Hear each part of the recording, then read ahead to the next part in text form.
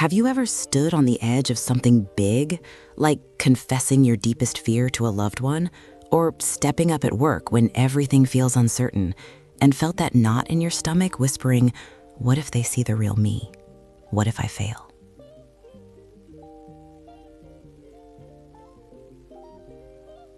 Yeah, I've been there too. Heart pounding, palms sweaty, wondering if it's worth the risk. But imagine if that very fear was actually your superpower.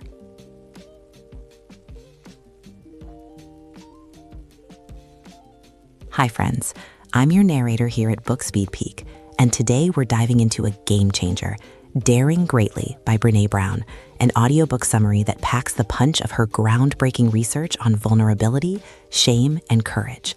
This isn't just a book, it's a lifeline for anyone tired of playing small. In the next 14 minutes, you'll get the core insights from her 12 years of studying thousands of people, real stories, quotes, and science that show how embracing vulnerability can transform how you live, love, parent, and lead. You'll walk away with practical tools to drop the armor, build deeper connections, and dare to show up as your whole self. Stick with me. This could be the peak that changes everything. Let's jump in. The grip of scarcity. Why we never feel enough. Picture this. You're scrolling through social media, seeing everyone's highlight reels, perfect vacations, flawless families, and suddenly that voice creeps in. You're not successful enough, attractive enough, smart enough. Sound familiar? Brené Brown kicks off Daring Greatly by shining a light on this toxic culture of scarcity.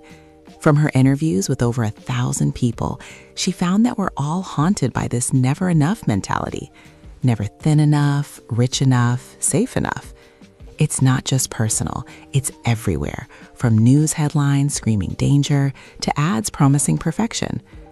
Brown shares a heart-wrenching example from her research. A woman who, after losing her job, felt so unworthy she isolated herself from friends, convinced she'd never measure up. If you've ever felt that constant anxiety gnawing at you, like no matter what you achieve, it's still not enough, this is exactly for you. Brown quotes, "Scarcity thrives in a culture where everyone is hyper-aware of lack. Something external and shifting drives people to believe that they're not enough." Now, imagine flipping that script. Her research shows this mindset blocks us from true belonging, but recognizing it is the first step to freedom.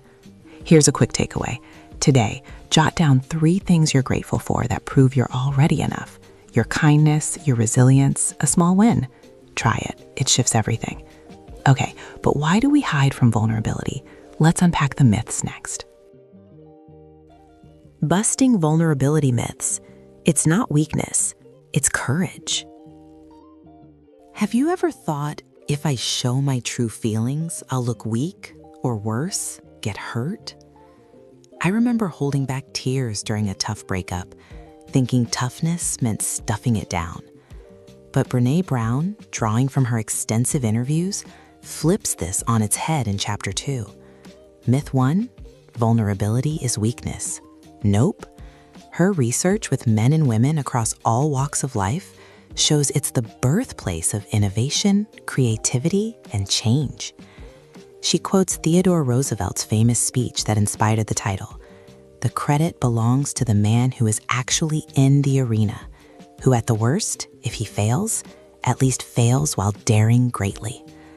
Brown shares a vivid case from her studies, a CEO who admitted his fears in a team meeting, only to spark honest dialogue that saved his company from collapse. If you've armored up to avoid judgment, imagine the relief of dropping it. Another myth, vulnerability means oversharing. Actually, it's about boundaries and trust, sharing wisely with those who've earned it. Brown emphasizes, vulnerability is the core of all emotions and feelings. To feel is to be vulnerable. Pattern interrupt. Pause right now and ask yourself, where am I avoiding vulnerability out of fear? For a practical exercise, share one small truth with a trusted friend this week, like, "I'm scared about this change," and notice how it deepens your bond. Vulnerability isn't optional, it's how we connect, but shame often blocks it. Let's tackle that. Shame unmasked, the silent killer of connection. Oh, friend, shame, that gut-wrenching feeling of I'm flawed and unworthy of love. Have you ever replayed a mistake in your head, convinced it defines you? I've been there, after a public flop that left me hiding for days. In Chapter 3, Brené Brown dives deep into her decade-plus research, interviewing hundreds who described shame as a universal swamp we all wade through. Unlike guilt, which says, I did something bad, shame whispers, I am bad. Her studies reveal it's tied to perfectionism and scarcity, hitting women with do it all, do it perfectly, and men with don't be weak. Brown tells a poignant story from her data, a father shamed for crying at his son's game, leading to years of emotional shutdown. If constant self-doubt has you isolated, this hits home. Shame loves secrecy, but speaking it shrinks it. She quotes, shame derives its power from being unspeakable. Her research shows empathy is the antidote. When we share shame stories, connection blooms. Takeaway time. Practice shame resilience with Brown's 4 steps. Recognize triggers, question the messages, reach out to empathetic ears, and speak your shame aloud. Try naming it next time. I'm feeling shame about this failure. It loses its grip. But we often armor up against it. Next, how that backfires. Dropping the armor, shields that keep us lonely. Imagine wearing a suit of armor every day, safe from arrows, but so heavy you can't hug anyone. That's what Brené Brown uncovers in Chapter 4 from her research with thousands. We build vulnerability armory to dodge shame, but it isolates us. Perfectionism is a big one, striving to be flawless to avoid blame. Brown shares a raw example, a mother who micromanaged her kids' lives to look perfect, only to burn out and miss real joy. Her interviews show numbing is another shield, binge watching, overeating, or working nonstop to avoid feelings. But here's the kicker. You can't numb pain without numbing joy, too. If you've ever scrolled endlessly to escape anxiety, picture this. Brown's data links numbing to addiction and disconnection. She warns against foreboding joy, bracing for disaster during happy moments, like fearing loss while holding your child. Quote, when we lose our tolerance for vulnerability, joy becomes foreboding. Question for you, what armor are you wearing right now? Practical takeaway, identify one shield, like perfectionism, and experiment with letting it go. Send that email without triple checking, or feel a moment fully without distraction.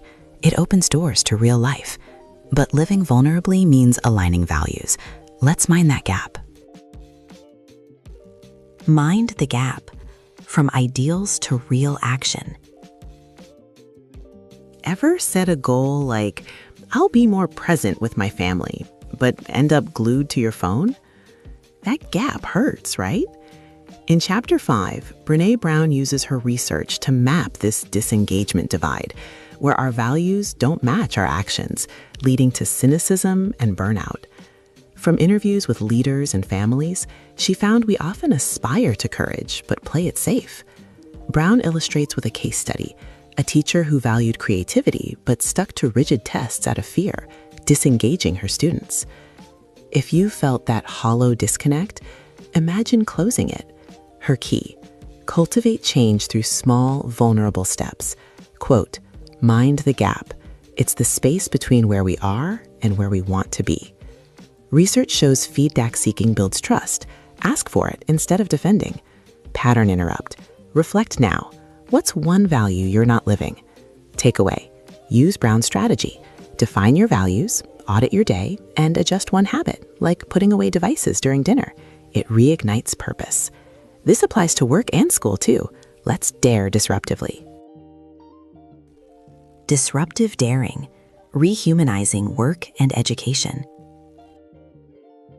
Now, picture a workplace where mistakes are learning ops, not shaming sessions. Sounds revolutionary? Brené Brown in Chapter 6 draws from her organizational research to show how vulnerability rehumanizes education and work. Shame tactics, like public criticism, kill creativity. Her studies with executives reveal disengaged teams cost billions. Brown shares a powerful example, a company leader who shared his failures in meetings, inspiring risk-taking that boosted innovation. If you've dreaded feedback or felt unseen at school, this is hope. Quote, "Daring leaders work to make sure people can be themselves and feel safe enough to contribute their ideas and talents. Research proves normalizing struggle builds resilience. Teachers praising effort over smarts help kids thrive. I felt that shift when I opened up at work. Connections deepened." Takeaway? In your next meeting, share a what I learned from failure story, or as a parent or teacher, focus on growth. It transforms environments. Speaking of parents, let's talk wholehearted raising. Wholehearted parenting, modeling vulnerability for kids.